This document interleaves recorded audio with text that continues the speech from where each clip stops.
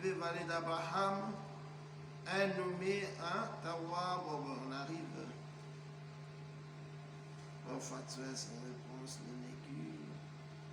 de maintenir Abraham à son poste.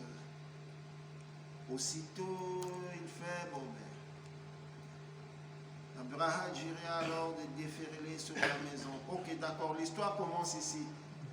Abraham jura alors de déferler sur la maison de la Mecque et de le raser complètement.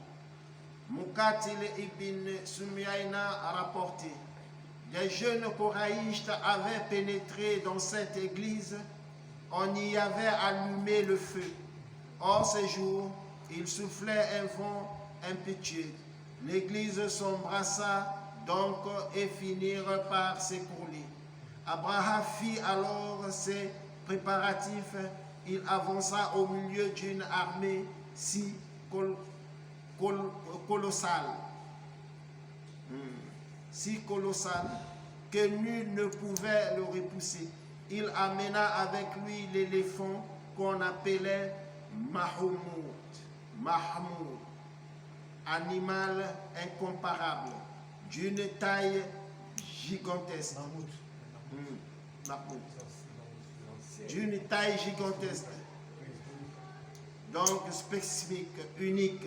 C'était le négui qu'il avait envoyé à Abraham afin qu'il fasse usage dans cette entreprise. D'après certains récits, l'assaillant était accompagné de 8 autres éléphants ou de 12 selon d'autres relations, mais Dieu sait mieux à quoi s'en tenir. Donc le dessein d'Abraham consistait à démolir la Kaaba à l'aide de ces colosses. Pour ce faire, en entendant attacher des chaînes en extrémité du tronc, puis les mettre autour de la Mecque, de la nuque de l'éléphant. Ainsi, sur un ordre donné, l'animal s'abranlerait et abattrait d'un seul coup les murs de la Kaaba.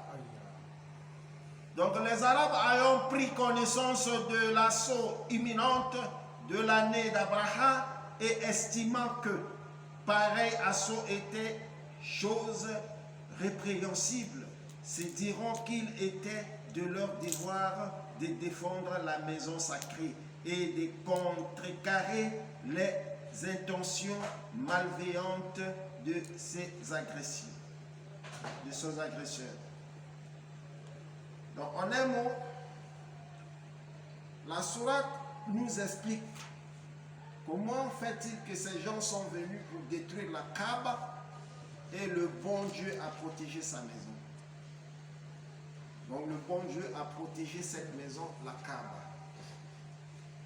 Abraham est venu avec les éléphants, comme nous entendons ici, des gigantesques éléphants. Donc c'était pour casser cette maison, démolir la maison. Mais Allah subhanahu wa ta'ala a envoyé sur eux des oiseaux parvolés, des petits oiseaux. Dans leur bouche, il y avait une petite caillou. Donc à chaque fois qu'ils lançaient seulement le caillou, tous les éléphants qui étaient en bas, ils devenaient comme des pelles mâchées, comme terre plat comme ça. Et Abraham n'a pas pu réussir de faire ce qu'il a voulu faire, comme le bon Dieu a protégé sa maison, la Kaaba. Maintenant, nous allons continuer sur la sourate Les calomniataires. Le calomniateur est une sourate mécoise, donc la sourate est descendue à Makka.